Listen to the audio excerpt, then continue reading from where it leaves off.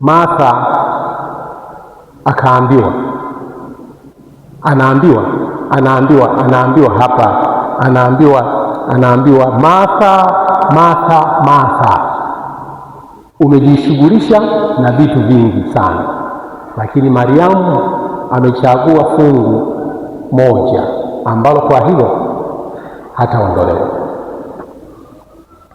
Ipo miaka inapokwenda, huwa nawaambia, nadhani hapa sana, lazima uwe unarudi karibu na Bwana. Tunaweza tukahangaika na kusema kwaya vijana wana nini, tukahangaika na vibinti hapa vya kwaya ya vijana, tunavishauri, labda tunakasema ni furusheji na nini. Lakini sasa sisi wengine miaka inapokwenda na kukata kona kabisa pale, lazima kwanza sasa, kama sadaka ulikuwa unatoa shilingi 1000 ulishajiwekea mwaka Januari mpaka nani, jinsi unapoongeza umri sasa, hapa lazima kuwa karibu na Mungu, maana siku hapo sasa zinaisha. Basi unaongeza inakuwa 5000 na kwenda Bwana na maombi saa asubuhi na saa ngapi, na kusali ni kwa bidii, na ukorofi wote unaisha, na kutengeneza vitu vingi, kurudi kwa Bwana. Maana anasema anaja upesi kumlipa kila mtu kwa kadri ya matendo yake. Kwa hiyo usiseme kuna raha sana, au kwa sababu naishi London. Usiseme kuna raha sana au kwa sababu nani. Juzi hata aliyefanikiwa kwa mfano, yule rais wa Marekani anatembelea na ndege inaitwa Air Force One, maana ndege yenye usalama hakuna namba 1. Juzi jana nilimsikia speech yake Trump anasema kwamba Irani wanataka kuniua.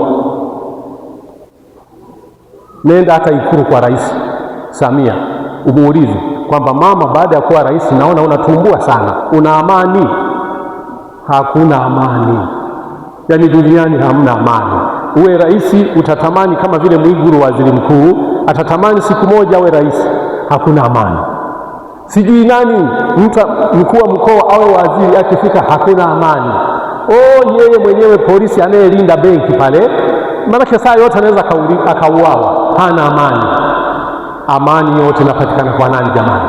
Wekeza kwenye pando lenye rutuba, usijishughulishe na mambo ya dunia, manake sasa wewe ni mtu wa kutupa mbegu za njia panda. Wewe ndo kazi yako kutupa. Zilizosongwa na miba, wewe kazi yako kutupa.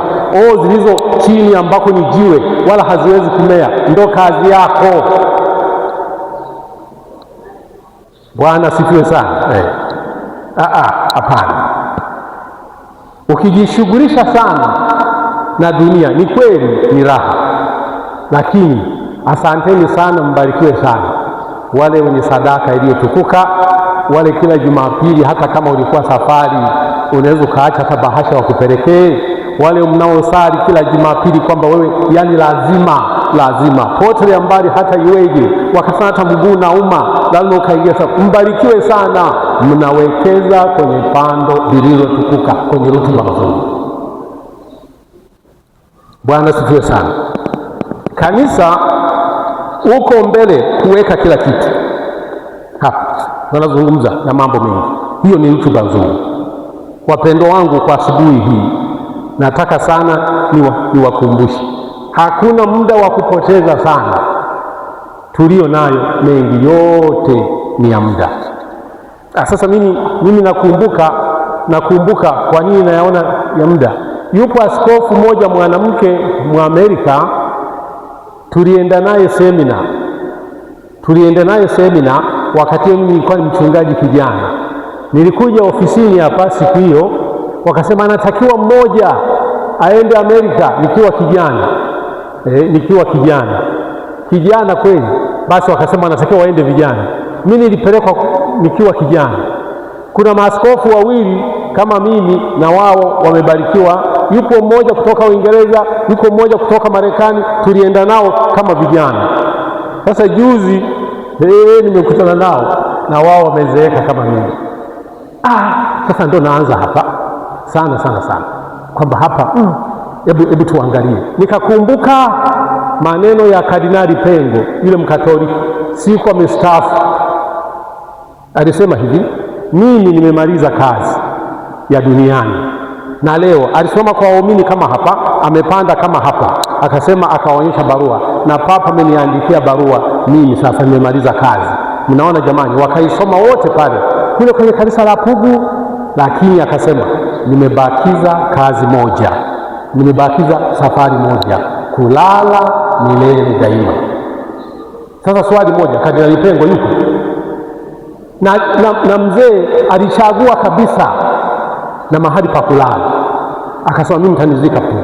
Ilikuwa ibada kubwa ya kumzika Pugu. Kupo kulala milele, hatutaamuka kuamkia kwenye kiti cha enzi kwa ajili ya hukumu, na hilo ni kulijua. Tunapopigana na dunia kuipendezesha, tujue ipo siku ya Bwana yaja upesi.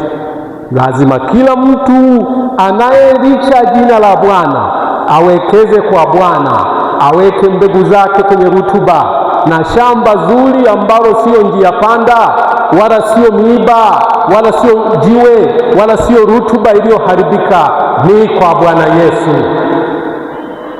Huko ndiye kwa Bwana wetu rafiki wa kweli.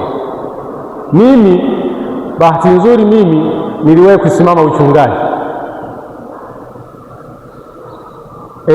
Mimi ndo askofu yule wa kwanza, amekuwa askofu ambaye aliwahi kufukuzwa uchungaji. Mimi ndo wa kwanza sasa duniani hapa. Sijui kama kuna mwingine yupo, sijawahi kusoma. Unafukuzwa alafu unakuja kuwa askofu. Mimi huwa nasema nini hapa? Nini hapa? Sasa naanza kuangalia sasa.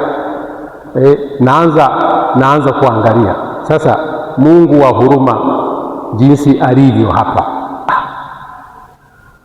Yaani kama kuna mtu wa kumwona Mungu yupo na mimi. Kwa njia ipi na kwa neno gani? Sasa jamani, usichelewe. Ndoa nzuri ya kanisani sio mwisho kwamba nimetoboa na tamba naye niliyokuwa nimempata. Fedha nyinyi kwamba ni kila kitu, au mimi nimeokoka na kwamba kila kitu. Nimalize jamani, hakuna. Mambo yote kwa nani? Kwa Yesu. Kwa Yesu. Huyu ndiye mlinzi hapa. Kwa nini nimesema mimi ndo wa kwanza, yaani kuja kuwa askofu, mchungaji aliyekuwa nje? Nilipokuwa nje, kabla ya kuwa nje, nilikuwa na marafiki wengi. Nilipofukuzwa uchungaji, marafiki zangu wote walinikimbia. Siku moja tukiwa Nzega, marafiki zangu 3 ambao tulikuwa tuna uwezo, yani kama ndugu, nikawakuta kwenye basi, walitamani wanikimbie,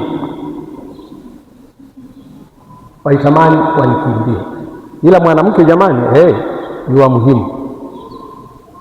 Pambio lile kwamba baba na mama wamenilea mimi, imebaki zamu ya Yesu. Lazima uweke pia, sio zamu ya Yesu, hata zamu ya mke wako.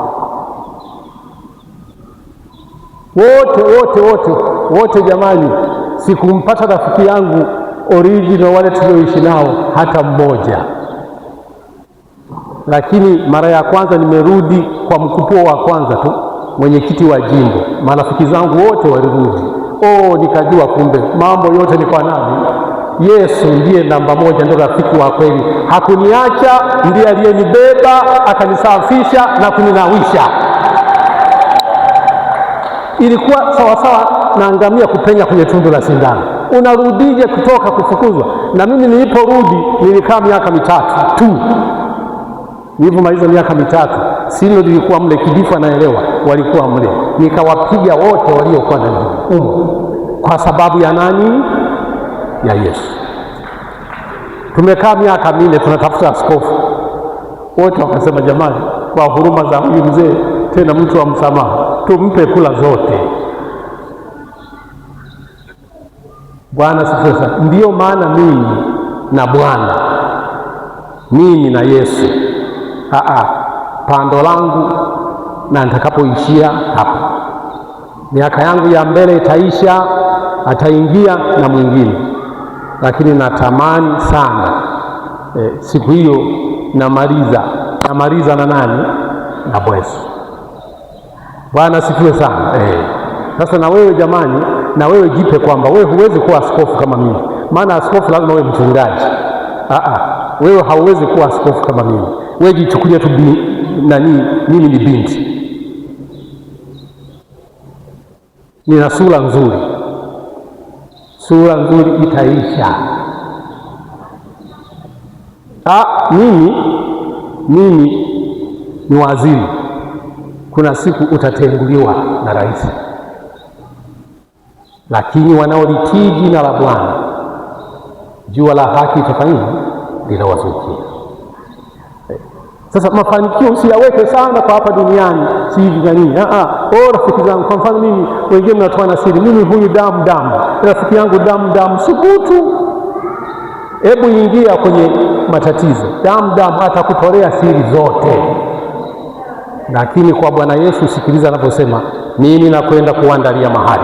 Nikisha kuandalia mahali, mimi nitawakaribisha ili mimi nilipo nanyi mfanye nini? Muwepo.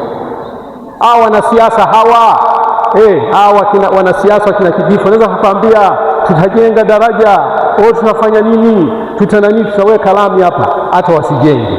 Lakini maneno ya Bwana Yesu yale ni kweli, naamini mpaka uzima wa milele. Tupiganie kweli ya duniani, sawa, tuingie hata fitina kwa duniani, sawa, lakini maneno ya Bwana Yesu mpaka uzima wa milele. Mchana ulio mwema jamani, amani ya Bwana uwe pamoja nanyi. Amini. Piga pambio hapo nani?